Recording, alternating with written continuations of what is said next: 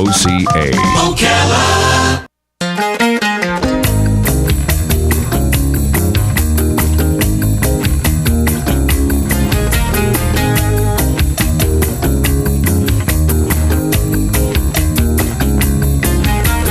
Diamonds in the sunset, now your time has come.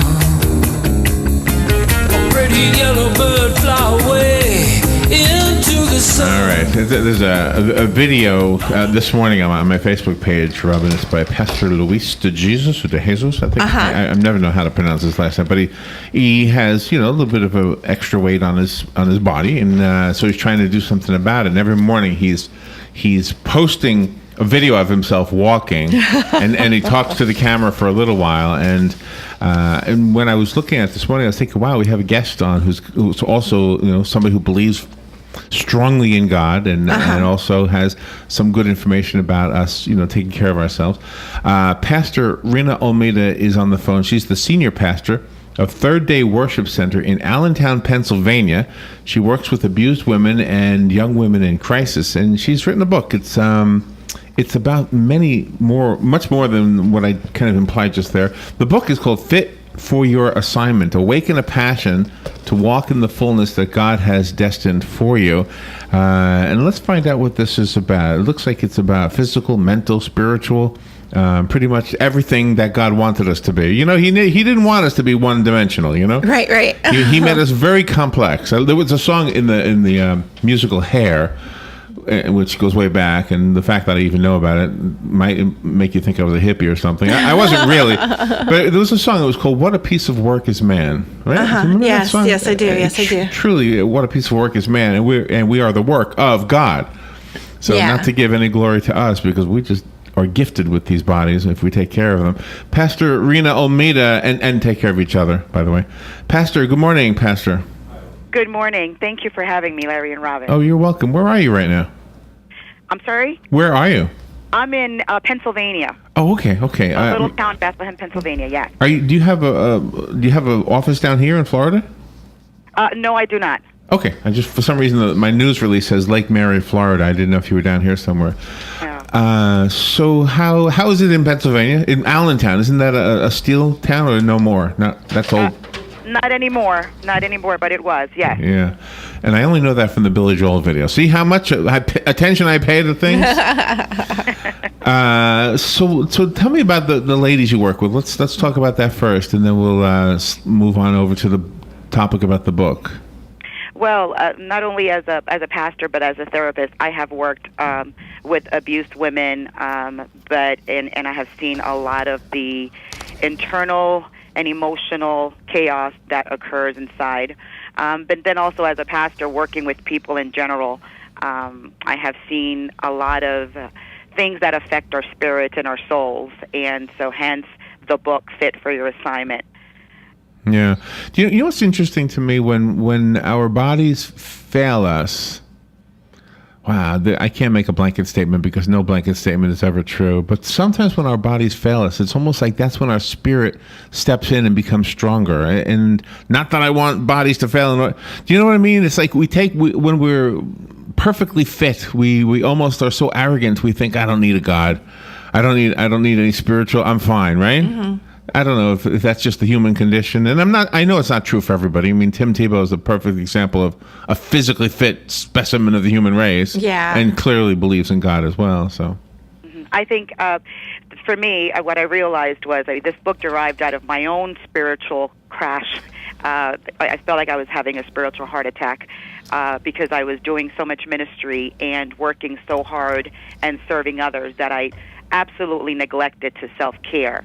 And this kind of led to an enlightenment, or the Lord just, revealing to me and bringing heavy conviction on, you have lost absolute self-control of many areas in your life. And the first thing I automatically thought of was, okay, I've gained weight. I feel pretty tired. I can't move this body to wherever God wants me to go. And so immediately my first thought was, let's go on a diet.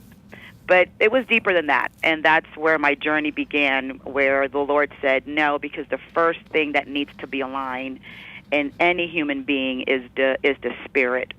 and we need to know where the spirit is first. So in the book, I talk about the spirit, the soul, and the body in that order. That spiritual alignment always comes first if we're going to see changes in other areas. How do you get the people to be honest with themselves and really face the fact that they do need to change inwardly? Well, sometimes people will come to their own realization. Other times, to me, what is important in how people come to this is we all have this assignment. We all have something that we carry, a purpose in life. And we all come to a place in our lives where we sit down and we ponder, am I effective anymore? Is there passion left in me? And that could come through prayer, through God using other people, through our own recognition.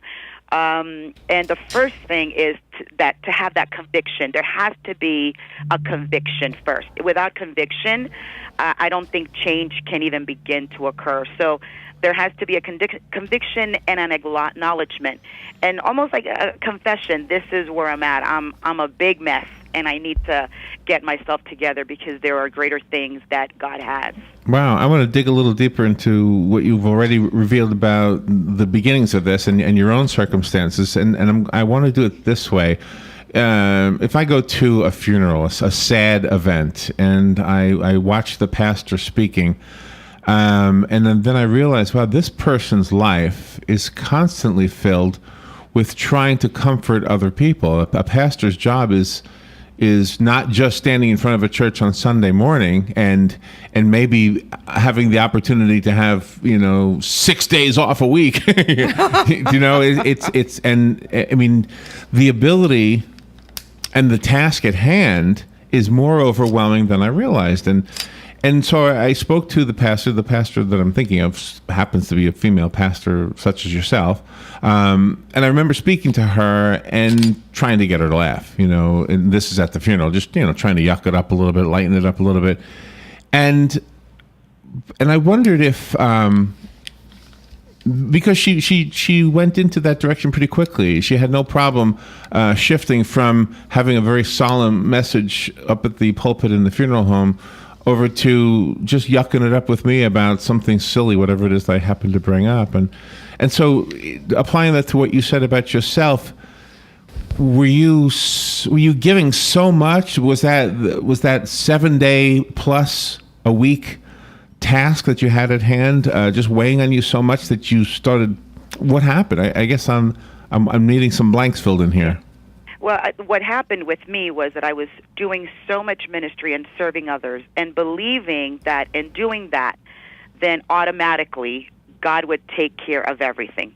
There's truth to that. However, God puts a responsibility on us to take care of ourselves, and hence why we have a brain and the ability to think and reason. And so I was doing so ministry that I neglected to minister to myself, to take that time, to take Selah moment, to take time to feed and nurture my spirit. I couldn't remember the last time I sat down and listened to a message, but I was preaching the message, and just so many things that were happening. And so my spirit and my soul began to change. And there was great conviction because I realized that now it was a mechanical thing. I was kind of, I say in the book, I was a working spectator, meaning that I was working, but I was watching everybody else move forward, but I was staying in the same place. And I realized and thought, this is not what God has for me. There has to be more. When we sow, we reap. And I don't feel as if I'm reaping. So it became very heavy in my spirit. And this is where God allowed me to see some areas in my life. And I think as pastors, we feel that we have to separate ourselves, and we don't have permission to be human, permission to say, I'm tired, permission to say, I can't do it 7 days a week. Okay. I need that time. I think you made it a little clearer for me. Now, can I connect that with the abused women and people in general? Mm-hmm. Because when somebody feels, well, first of all, when somebody's been abused, they may have no self-esteem, and they may say, well, you use the expression, you've sown, but you haven't reaped. Some of those people feel, I don't deserve to reap. My job here is to sow. I don't deserve to reap. I don't deserve anything. But I'm here to give, but I'm not allowed to take it all because taking is bad. Is that kind of what you're saying that you were going through? Absolutely. Absolutely. And it was more, well, this is what I am called to do. And, whatever the outcome is, then it is what it is. I am a servant of the Lord. And so I lost a lot during that time. I feel as I lost God moments and great revelations because I was so consumed with wanting to do the right thing without any expectations. When you said earlier that we want to believe that God will take care of everything, but sometimes we have to take care of ourselves. An example happened to me the other day. My car was making a funny noise, right? And I believe in God, and I was thinking, well, God will take care of me. And then all of a sudden it hit me, wait a minute, you got to get your car to a mechanic. Yeah. Because either I'm going to take it now to prevent something from falling off, or I'm going to be having it towed. Either way, God wants me to find a mechanic. Yeah. Right. Yeah. How do you, sometimes when people say they've discovered God and they've come into religion, they are very verbal about it, and they try to force people to see their point of view. How can they do it subtly without being that forceful? Because everything you've said is just so profound. I think when people come to the Lord, and then there is so much passion that it just oozes out, I think it's important to understand wherever people are being discipled or whomever they've connected with, that they have a rich understanding that we come to the Lord, but we are still human. And not everybody is at the same place in this journey of life. And we have to be very mindful of that.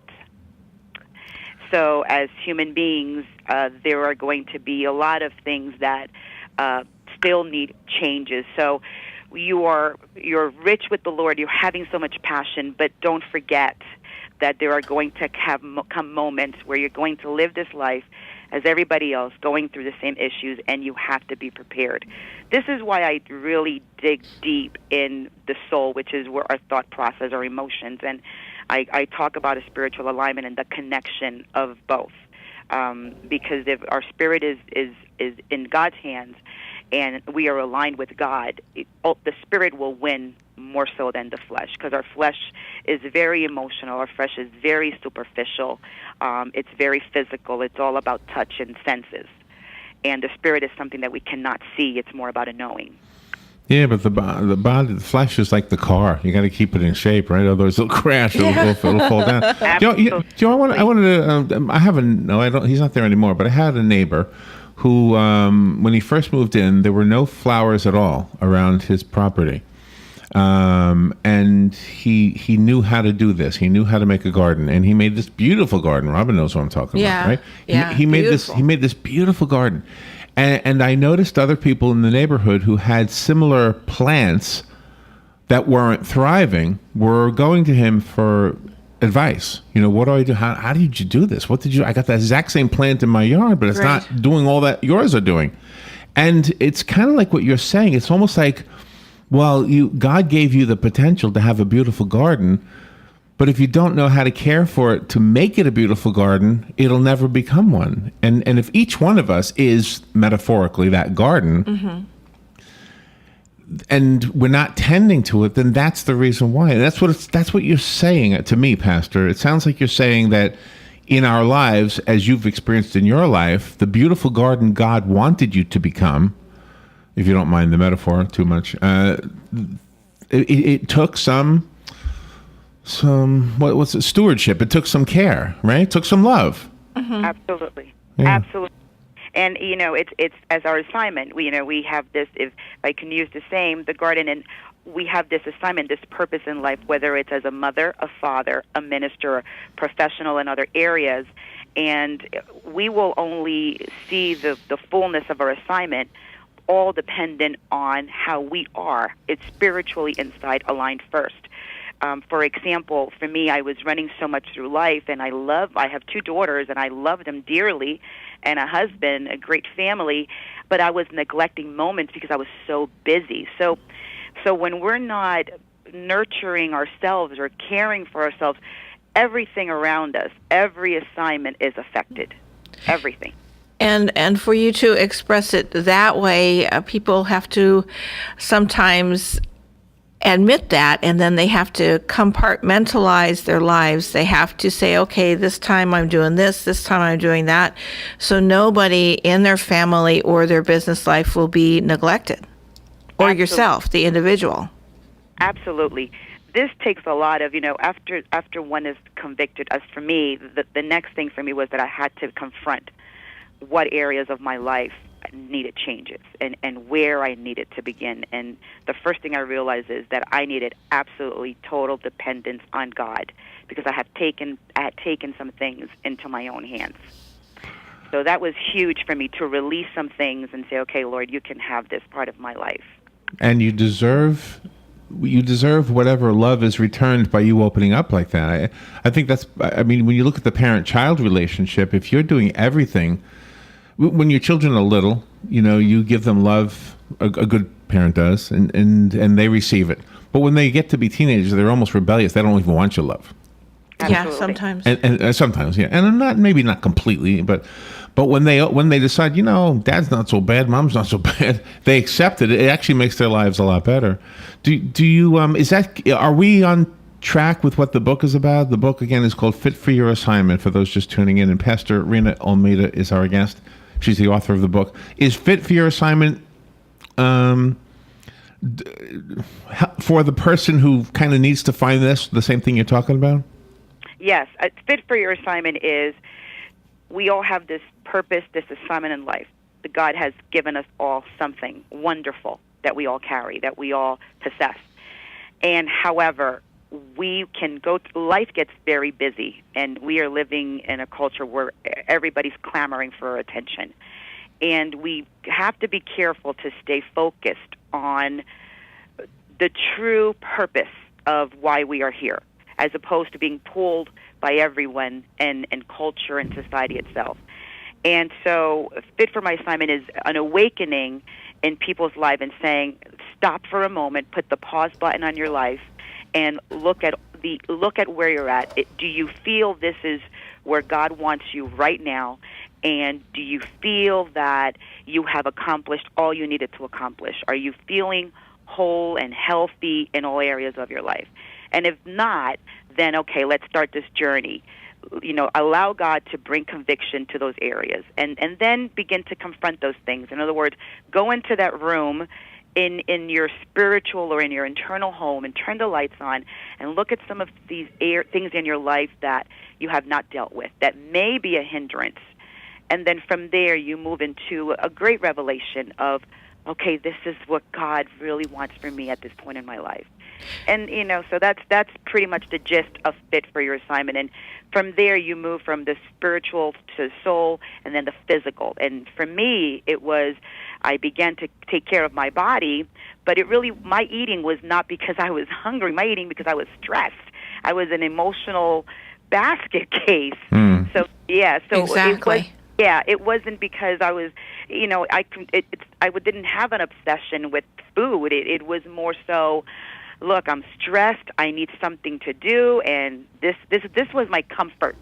And as a consequence, I gained weight, and I just felt lethargic. And that's when the Spirit said, "I can't move you past where your body can go." Wow, yeah, and it snowballs, right? I mean, and if yours is food, somebody else's might be drugs or alcohol, right?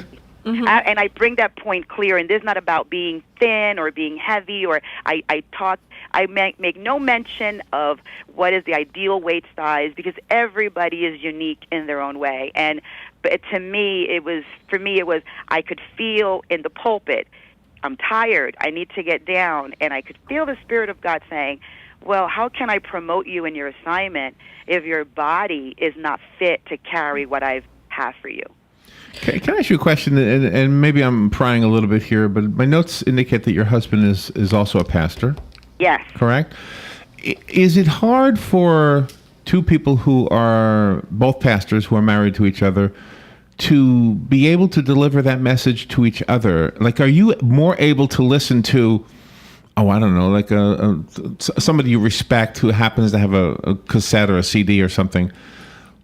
Is that person more likely to get through to you and also to your husband than you are to each other?